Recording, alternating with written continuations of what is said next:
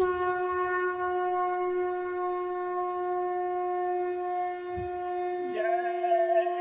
गुरुदेव। जय गुरुदेव।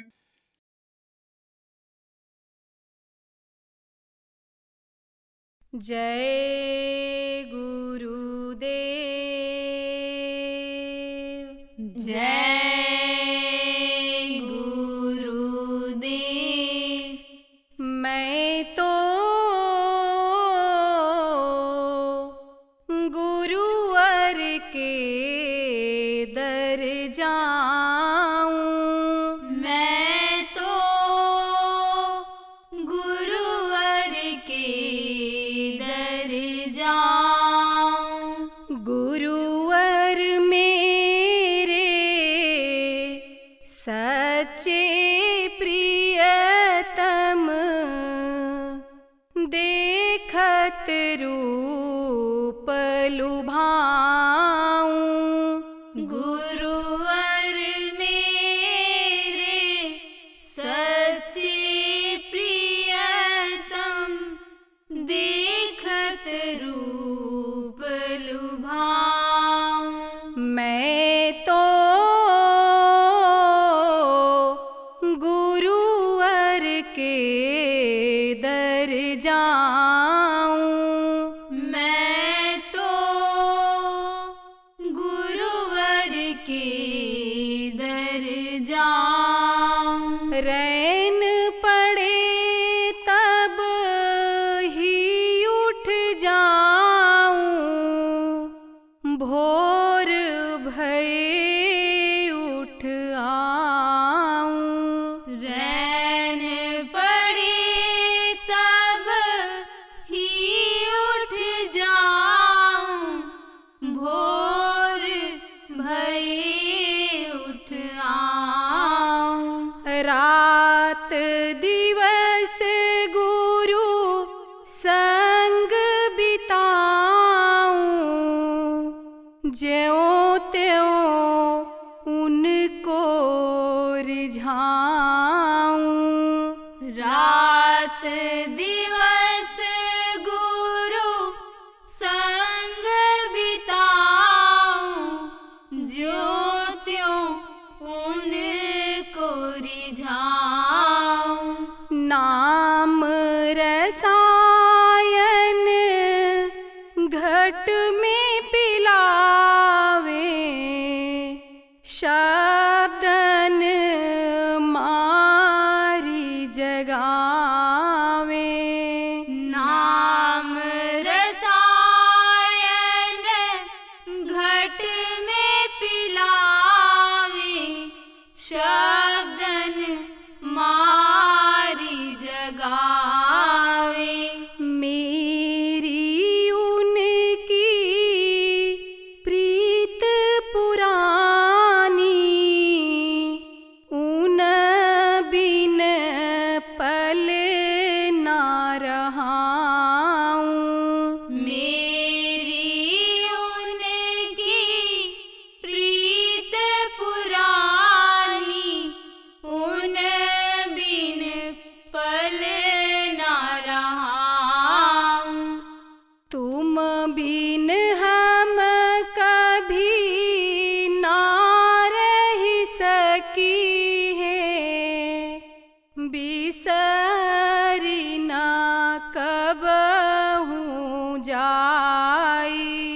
तुम बिन हम कभी ना रह सकी हैं।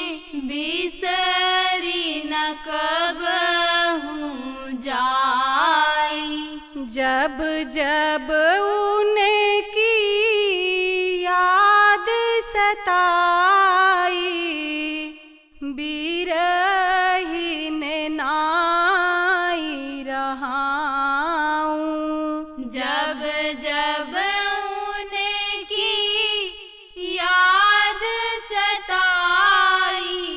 विरहीन नाई रहाऊं। गुरुवर मेरे सदा सहाई। वाह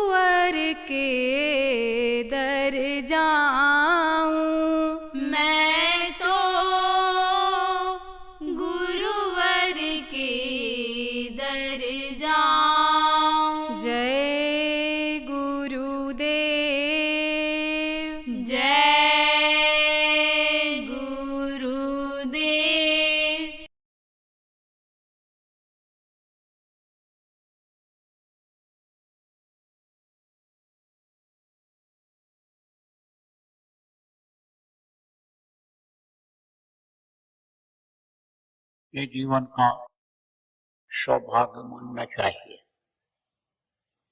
क्योंकि आदमी इतना व्यस्त हो गया किस काम में, गृहस्थी के काम में, कि इधर आने में उसको संकोच होने लग गया। आदत छूट गई आने।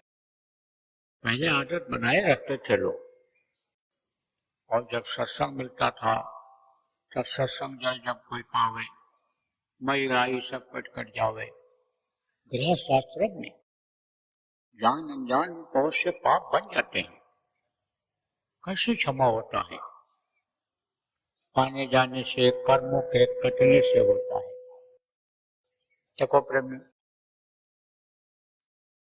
आप खेत में काम करते हो, खेत की जुताई बुराई करते हो, जमीन के अंदर जो कीड़े होते हैं आपके न चाहते हुए भी वो मर जाते हैं। जो हत्या एक तरह से हो जाती है। आप खली डाल देते हो, राख डाल देते हो, कीड़ों के ऊपर पड़ता है तो उससे उनकी जान चली जाती है। बच्चियों लिपाई करती हो, उस लिपाई में भी कीड़े जिनको नहीं देख पाती हो दब जाते हैं। लकड़ियों में भी कीड़े होते हैं, वो अपनी जगह बना लेते हैं रहने के लिए।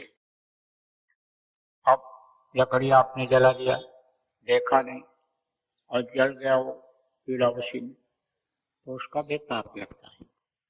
लेकिन ये जो अनजान में पाप होते हैं ये क्षमा होते हैं। कैसे क्षमा होते हैं?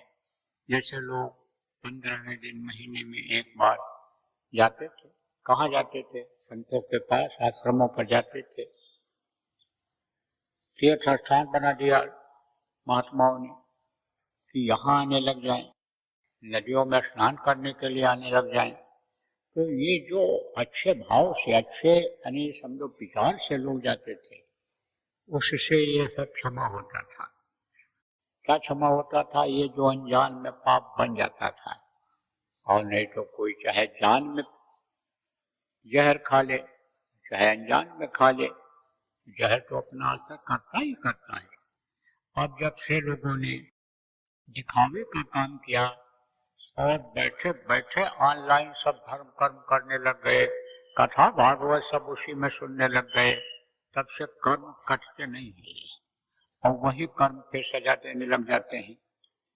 फिर बीमारियां बढ़ जाती हैं, लड़ाई झगड़ा बढ़ जाता है, टेंशन बढ़ जाता है, हर तरह की परेशानियां लोगों के सामने आ जाती हैं। त्योहार किसने बनाया? महात्माओं ने बनाया। हर त्योहार का कोई न कोई मतलब हुआ करता है। ये जो त्योहार जितना भारत देश में मनाए जाते हैं अन्य देशों में नहीं मनाए जाते, लेकिन सुख और समृद्धि अगर देखा जाए तो भारत में ही ज्यादा है। मान लो बहुत पैसा रुपया उनके पास है, मान लो किसी देश में सोना चांदी ही भरा हुआ है, लेकिन जब आवे संतोष धन, सब धन धूल समान, संतोष रहता है आदमी को। देखो पहले के समय में लोग क्या करते थे? दूसरे के धन को जहर की तरह मानते थे। संतोष रहता था कि भाई मेरा ये नहीं है, इसको हमको नहीं छूना चाहिए, यह दूसरे का है। दिन में कमाते और शाम को आराम से सोते थे। फिर ये नींद की गोलियों के कारखाने और दवाइयों के कारखाने ये नहीं थे, ये फैक्ट्रियां इतनी नहीं थी, आराम से लोग सोते थे, संतोष रहता था। लेकिन हविष की नदी हर तरफ बह रही है। इस समय देखो हविष की नदी बढ़ती चली जा रही है। कारण क्या है? कारण यही है कि पुरानी चीजों को लोगों ने छोड़ दिया है। महात्माओं के बताए हुए रास्ते से लोग अलग हो गए, इसलिए सुख तो खोजते हैं लेकिन सुख नहीं मिलता है, शांति नहीं मिलती है। धन दौलत में सुख वास्तव में अगर देखा जाए तो है ही नहीं, मान सम्मान में सुख है ही नहीं, और अगर है भी तो आप ये समझो थोड़े समय के लिए है, अस्थाई नहीं है। अस्थाई का मतलब जो हमेशा रहे। जैसे मान लो चुनाव में कोई जीत गया, कितनी खुशी हुई, लेकिन जीतने वाला ही हारता है, बाद में जब हार गए, उतर गए, हारे भी नहीं, उतर गए, क्योंकि ये हो गया कि जैसे नौकरी मिल गई, खुश हो गए, लेकिन नौकरी में 60 साल के बाद तो रिटायर होना ही होना है, तो तकलीफ हुई कि नहीं हुई। तो ये जो दुनिया का सुख है, ये क्षणिक सुख है। ये जो दुनिया का धन है, ये समझो कि ये क्षणिक धन है, ये थोड़े समय के लिए है। इसको अगर आदमी अपना कुछ समझे, चाहे मान प्रतिष्ठा हो, चाहे ये घर मकान हो, चाहे ये बीवी और बच्चे हो, परिवार हो, चाहे हित मित्र हो, रिश्तेदार हो, तो ये सबसे बड़ा भ्रम और भूल है।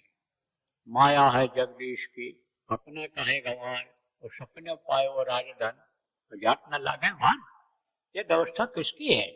जगदीश की है। जगदीश किसको कहा गया? जो जगत का ईश है, जिसने दुनिया को बनाया है, वो इसका मालिक है। इनको काल भगवान ईश्वर कहा गया, वो इसके मालिक हैं।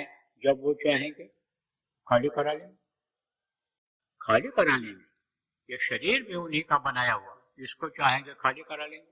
अब शरीर के साथ ही तो ये सब जुड़ा हुआ है, जितनी चीजें हैं सब शरीर के साथ जुड़ी हुई हैं।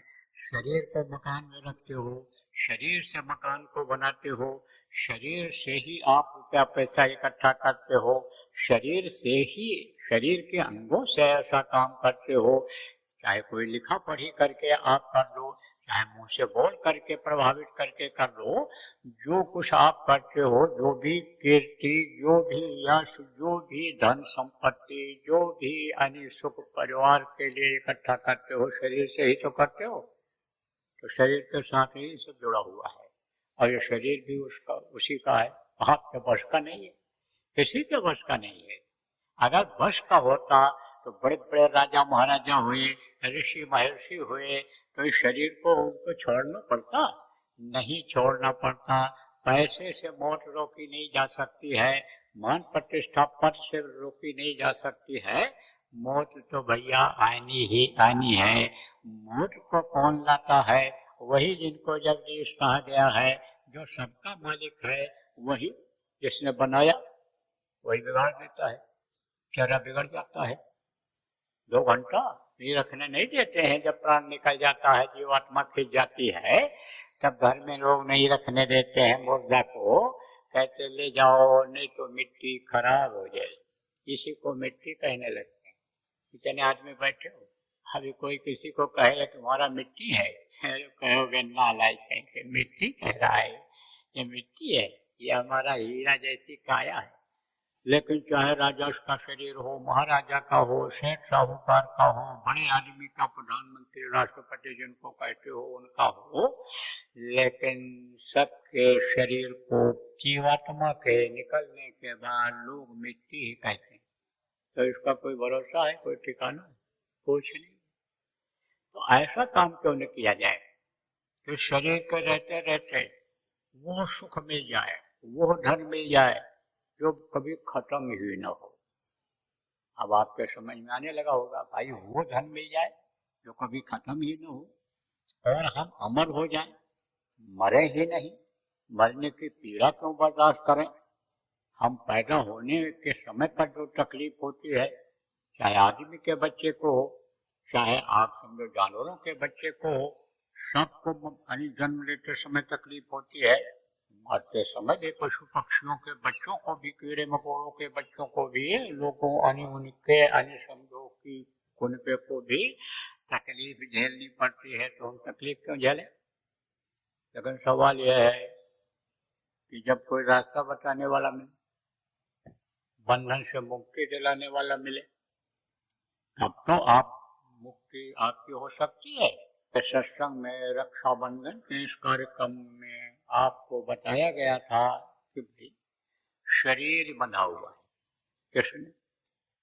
5 तत्वों में, जल, पृथ्वी, अग्नि, वायु और आकाश। इससे अन्य समझो कि ये शरीर अन्य मजबूर है। कैसे मजबूर हो? हवा लेने के लिए मजबूर हो। अभी हवा आपको न मिले तो दम घुट जाएगा। धरती पर चलने के लिए आप मजबूर हो। पानी के जहाज पर काम करते हैं लोग, 6 महीना वहाँ रहते हैं, नौकरी करते हैं, 6 महीने की छुट्टी दी जाती है, कि जाओ अब खुले आसमान में धरती के ऊपर तुम चलो, कि जिससे पृथ्वी तत्व की तुम्हारे अंदर कमी ना होने पावे, तो वो भी जमीन पर चलना भी जरूरी है। डॉक्टर लोग भी कहते हैं टहलो जमीन पर चलो, हवा भी जरूरी है, आग पानी यह भी सब जरूरी है। तो ये क्या है? ये बंधन ही तो है। अब यह सब करना जरूरी है। तो ये 5 तत्वों में ये शरीर बना हुआ। आप ये समझो प्रेमियों कि इसी शरीर के सुख के लिए ही शादी ब्याह करते हो, रुपया पैसा इकट्ठा करते हो, घर मकान बनाते हो। आप ये देखो उसकी भी देख रेख करना जरूरी है। रुपया पैसा अगर मालूम हो जाए इनके पास से तो गला दबा के लोग ले जाएंगे, चाकू मार करके ले जाएंगे, छीन झपट के ले जाएंगे। नहीं अगर वो इसे ले जाएंगे, ये अपराध नहीं करना चाहते हैं, तो प्रेम से बैठ करके दिल में जगह बना करके और ले करके चले जाएंगे। इसलिए उसको भी आप संभाल करके रखते हो, रुपया पैसा को भी छिपा करके रखते हो। तो ये क्या है? यह है बंधन। अब बंधे हुए हो, औरत है, बच्चा पैदा हो गया, नाती पोता हो गए, बंधन बढ़ा कि नहीं बढ़ा? एक बंधन शरीर का, दूसरा शादी ब्याह किया तो समझो बच्चे हो चाहे बच्चियां हो आप, तो वो बंधन हो गया। औरत का ध्यान रखो, पति नाखुश ना होने पावे, समय से रोटी बना के खिलाओ, उसकी सेवा करो। ये गृहस्थ का धर्म बनता है। तो गृहस्थ धर्म के अंतर्गत ये चीजें आती हैं, तो ये बंधन ही तो है। आप ये समझो कि मान प्रतिष्ठा कुर्सी बचानी पड़ती है, कुर्सी मिल गई तो इज्जत न जाए, नहीं तो दोबारा कुर्सी न मिलेगी, कुर्सी से उतार दिए जाएंगे। तो ये सब क्या है? ये बंधन ही है। तो बंधे पड़े हुए, निकलने का कोई रास्ता ही नहीं। और ये जो शरीर को चलाने वाली शक्ति है जीवात्मा, यह भी बंधन में बंधी हुई है, यह भी ऐसे नहीं निकल सकती है। यह तो माँ के पेट में ही यानी समझो कि बांधी गई 5 शरीर में, ये इससे निकल नहीं सकती है। इसके अलावा भी समझो आप कि इसके अंदर भी में, इसके अंदर इस शरीर के अंदर भी शरीर हैं। 4 शरीर में ये बंद है जीवात्मा। ये स्थूल शरीर है, उसके बाद लिंग शरीर है, जिस शरीर में ये देवी और देवता होते हैं, या आपका पिंड लोक है, और वो जिसमें रहते हैं जिसको स्वर्ग कहते हैं वो अंडलोक कहलाता है। और उसके ऊपर वैकुंठ लोक है, जिसमें इन देवताओं के मालिक यानी समझ लो कि उत्पत्तिकर्ता जिनको कहते हैं, पिता कह सकते हो आप समझो कि सृजनहार यानी जो इनकी देख रेख करते हैं, इनकी व्यवस्था बना रखे हैं, वो यानी समझो होते हैं, वो वैकुंठ में होते हैं। और उसके ऊपर में भी आप समझो शरीर है। कौन सा शरीर? सूक्ष्म शरीर। और फिर उसके बाद कारण शरीर। 4 शरीर में ये जीवात्मा बंध है। अभी तो कहा ना, बंधे तुम गाढ़े बंधन है। इतना बंध गए हो कि निकल नहीं सकते हो। जैसे किसी को बनियान पहनाया जाए तो एक बंधन में बंधा, बनियान खाली पहने रहो, निकाल करके फेंक दो। शर्ट पहना दिया गया तो शर्ट की भी बटन खोलनी पड़ेगी, तब नंगे हो पाओगे। उसके ऊपर स्वेटर पहना दिया गया तो स्वेटर वाला भी हो गया, स्वेटर उतरेगा तो शर्ट और बनियान उतरेगी। और कोट पहना दिया गया, 4 बंधन में बने नहीं बने। अरे बनियान हो निकाल के फेंक दो, अब कोट और स्वेटर और उसमें आपको पहना दिया गया, वो पहना दिया गया, तो समझो कि सब ये जब उतरेगा तब तो नंगे हो गए। अब कहीं कहीं का ये नियम होता है, इस धरती पर भी है कि उस मंदिर में या उस जगह पर या पूजा पाठ अनुष्ठान में नियम लोगों ने बना दिया कि कपड़ा उतार करके ही इसमें बैठेंगे, किसमें? पूजा पाठ में, तभी फल मिलेगा। ऐसे ही ये जब जीवात्मा है सारे बंधन से मुक्त होगी, तब ये ऊपर जा पाए, तब ये समझो स्नान करेगी। कहीं कहीं का ऐसा है कि कपड़ा उतार दो सब, और फिर उसके बाद जाओ स्नान करो, और स्नान करके तब फिर जाओ। आप फिर समझो कि दूसरा कपड़ा पहनो और फिर वहां जाओ मंदिर में दर्शन करो। जैसे आप लोग अगर कोई कुछ लोग गए हो घूमने के हिसाब से जाते हो, कहाँ जाते हो? आपके समझो रामेश्वरम। रामेश्वरम में क्या है? रामेश्वरम में जाते हैं, एक बाल्टी नहाते हैं और फिर जाते हैं वहाँ। कपड़ा पहले कपड़ा उतार के लोग नहाते रहे होंगे, और अब तो कपड़ा के ऊपर ही पानी डाल देते हैं, आ जाते हैं दर्शन करते हैं, उसके बाद आते हैं तब फिर नहाते हैं। तो अब आप ये समझो जहाँ का जैसा नियम बन गया, तो इसी हिसाब से ये वहाँ का सिस्टम है कि ये जब जीवात्मा एकदम से नंगी हो जाए और फिर मानसरोवर में स्नान करेगी, तब ये उधर के लायक हो जाने पाएगी, उधर के लायक बनेगी सतलोक सत्य, जहाँ से ये जीवात्मा आई है। आपको और समझा दें, कुछ मंदिर ऐसे होते हैं जिनके चारों तरफ ऐसे पानी बहता रहता है। आप कोई भी मंदिर में जाए तो पानी में से ही उसको जाना पड़ता है कि जिससे उसका पैर धो जाए। पहले पैर धो करके जाने को था, लेकिन एक एक आदमी को कहाँ से बताएंगे, तो वो ऐसा बना दिए कि पानी के अंदर से ही जाना पड़ेगा। ऐसे ही ये जीवात्मा जब एकदम नंगी होगी तब ये जब है, और नहीं तो ये लौट लौट 84 आया, लौट लौट करके 84 में आना पड़ेगा। यही कारण है कि कितने करोड़ वर्ष बीत गए अपने घर से आए हुए। कौन सा घर? ये मिट्टी और पत्थर का घर, जिसको बाप दादा कहते कहते चले गए, ये घर मेरा, ये घर मेरा, ये घर मेरा। ये घर नहीं, अपना घर जहाँ है उसको कोई छीन नहीं सकता है। और अपने घर जब पहुंच गए तब फिर वहां से अलग होते ही नहीं हैं। इस घर से तो जब चाहें तब निकाल दें। कौन निकाल दे? अरे जिसके देश में रहते हो निकाल दे। मोटी बात आप ये समझो, काल को आपने देखा नहीं, काल जिसका देश है उसको आपने देखा नहीं, लेकिन भारत देश के लोग जो जिम्मेदार हैं और इस जमीन के जो मालिक हैं उनको तो आप देखे ही होंगे, उनको तो देखे होंगे। आप ये समझो कि जो इसके मालिक हैं, किसके मालिक हैं? रखवाले कह लो, मालिक कह लो, आइन संभाल करने वाले कह लो। इस धरती के, भारत देश की धरती के जो रखवाले हैं, देख रेख करने वाले हैं, मालिक हैं, वो जब चाहे तब खाली करा ले। भारत सरकार जब चाहे तब आपकी कोठी खाली करा दे, जब चाहे उसको गिरवा दे, मुआवजा दे न दे, ऐसा नियम बना हुआ है।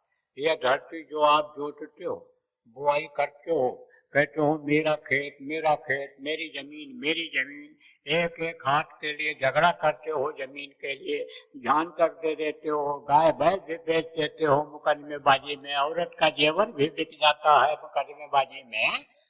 ये जमीन आपकी है। अरे जब चाहे सरकार तब खाली करा दे, याद कि नहीं है। लेकिन अपना घर जो होता है, अपना देश जो होता है, वहां पर उसका अधिकार बन जाता है। दूसरे देश से देखो भाग भाग करके लोग आ रहे हैं, निकाल दिए जा रहे हैं, तंगी हो रही है, बाहर निकलो, बाहर जाओ, तमाम तरह की परेशानियां। लेकिन भारत देश में अपना अधिकार बनता है, अपना वतन, अपना घर लौट करके यहीं आते हैं। जो जमीन बेच करके, सामान सब अपना बेच करके विदेशों में गए, बहुत कुछ बनाया, बोले 20 साल से कमाई किया, अरबों की संपत्ति बनाया, और सब छोड़ करके जान बचा करके आना पड़ा। अब यहाँ कुछ नहीं, रिश्तेदारों के यहाँ रह रहे, पैसा भी नहीं कि किराए पर घर लेकर के रहे, तो समझ लो यहाँ कुछ नहीं है। धरती पर आपका कुछ नहीं है, और अपने घर पहुंच जाओ तो सब कुछ है, फिर इधर नहीं आने का है। लेकिन सवाल ये कि पहुंचोगे कैसे? बंधे पड़े हो, अब बंधन से मुक्त नहीं होगे तो जीव की रक्षा नहीं होगी। यह रक्षा बंधन में रक्षा आप कितना भी हाथ में बांध लो, लेकिन जीव की रक्षा इससे नहीं हो सकती है। आपके भावनाओं के अनुसार आपको फायदा इसका मिल सकता है, लेकिन हर व्यवहार में, हर चीज में कुछ न कुछ अनिसंभव वास्तविकता होती है और रहस्य होता है। देखो राखी अभी आपको यहाँ पे मिलेगी, रक्षा जिसको कहते हो, रक्षा सूत्र, इसको रक्षा सूत्र कहते हैं। कोई राखी कहने लगा, कोई रतौंधी कहने लगा, कोई कुछ कहने लगा, अपनी अपनी भाषा में लोग कहने लग गए। तो अब आप ये समझो प्रेमियों कि रक्षा या सूत्र है। तो सूत्र का मतलब क्या होता है कि इसको अगर जान लो, समझ लो, तो यह समस्या आपकी सुलझ जाए, यह काम हो जाए। कि जैसे कुछ चीजें ऐसी होती हैं कि जैसे वो होती ही होती है, उसका नियम होता है, वो लिखा पढ़ी में आ जाता है। तो वो होता है, वो सूत्र कहलाता है। विद्यार्थियों को पढ़ाया जाता है अलजबरा यानी गणित पढ़ाई जाती है तो सूत्र होता है, विज्ञान में सूत्र होता है। तो सूत्र को अगर याद कर लेता है तो फिर उसको प्रैक्टिकल करने में आसानी हो जाती है कि ये गैस मिला करके ये गैस बनाते हैं, ये चीज़ें मिला करके ये तैयार करते हैं, तो वो होता है सूत्र। तो सूत्र यानी समझो कि यह है रक्षा सूत्र। अब ये समझो ये रक्षा नहीं करता है। आप क्या, ये धागा, धागा रक्षा क्या करेगा? ये तलवार तो हो आपके हाथ में तो रक्षा भी करे, लेकिन ये धागा क्या रक्षा करेगा? धागा का मतलब ये है कि इसको बराबर देखते रहो कि रक्षा का ये सूत्र है। ये हमारे हाथ में कोई चीज रहती है तो जल्दी दिखती है, गले की चीज, कमर की चीज हाथ में ऊपर की तरफ बांधो तो अपने को नहीं दिखता है, दूसरे को दिखता है। और हाथ का प्रयोग हर आदमी करता है और हर जगह करता है। खाने में भी करेगा, टट्टी पेशाब धोने में भी करेगा, नहाने धोने में भी हाथ का इस्तेमाल करेगा, लिखा पढ़ी में भी हाथ का इस्तेमाल करेगा, चलेगा तो हाथ दिखाई पड़ेगा। तो ये देखते रहो बराबर। क्या देखते रहो कि हमारा रक्षा सूत्र है, हमारी रक्षा कैसे होगी, याद करते रहो हमारी रक्षा कैसे होगी, ये शरीर की रक्षा कैसे होगी, जीवात्मा की हमारे रक्षा कैसे होगी। इसलिए यह सूत्र बंधवा दिया जाता है, बांध लिया जाता है कि बराबर इसको देखते रहो।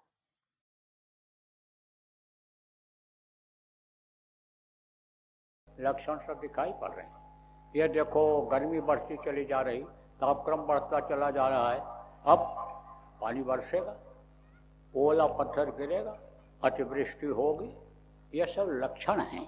यह समझो ऐसे भी छोड़ो, अगर आप देखो लक्षण के हिसाब से देखो, जिसको वैज्ञानिक लोग शोध करके अब समझो के बताने लगेंगे, तो खराब समय आ रहा है चारों तरफ से।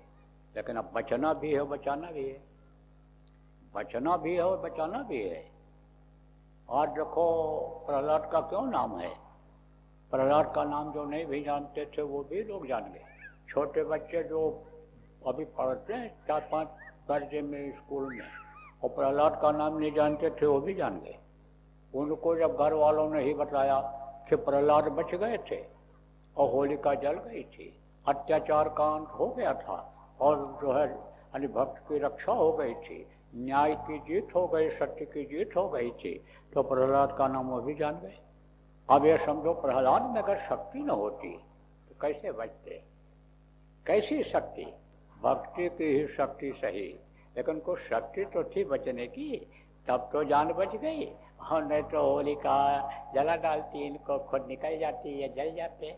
ऐसे बचने की भी जरूरत है और बचाने की भी जरूरत है। जय गुरुदेव।